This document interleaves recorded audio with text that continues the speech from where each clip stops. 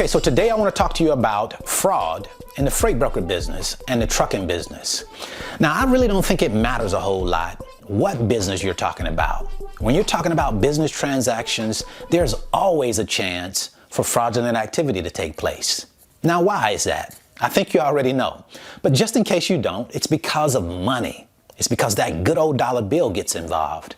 And anytime you have the dollar bill involved, you have people that lie awake at night trying to figure out how they can take advantage of somebody else, how they can steal something from someone else. Unfortunately, that's just how it goes, especially our business where you have multiple people involved in a transaction. Let me tell you how it works. So as a freight broker, I work directly with a shipper, and that shipper is responsible for paying me.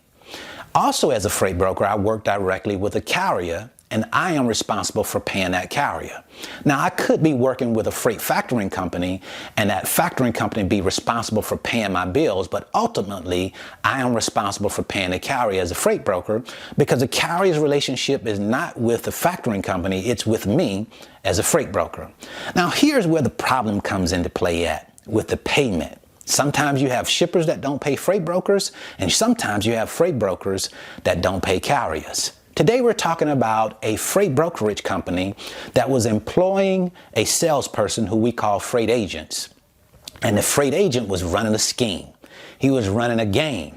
His name is Malachi Love Robinson. Now, if that name sounds familiar, it's probably because you've heard of it before.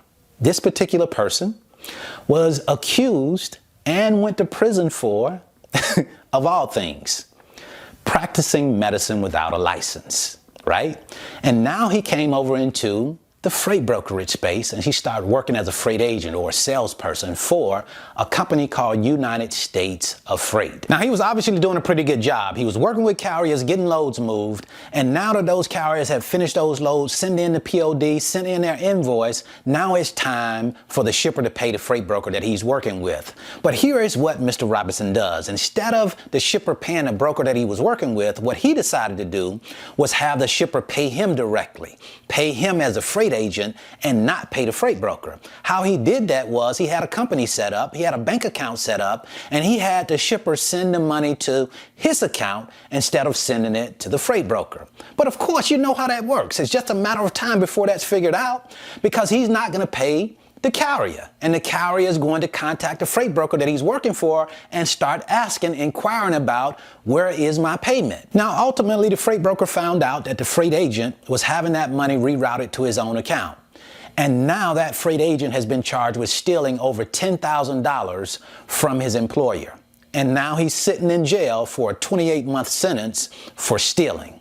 Now, is it worth that? That's what I think you have to ask yourself. Is it really worth you going to jail for 28 months for stealing $10,000, ruining your reputation? You'll never be able to work as a freight broker again, all because you were so greedy, you wanted to keep the $10,000 for yourself instead of doing the right thing, getting your commission out of the $10,000 you made. If you're working with a freight broker as an agent, you will be paid a commission.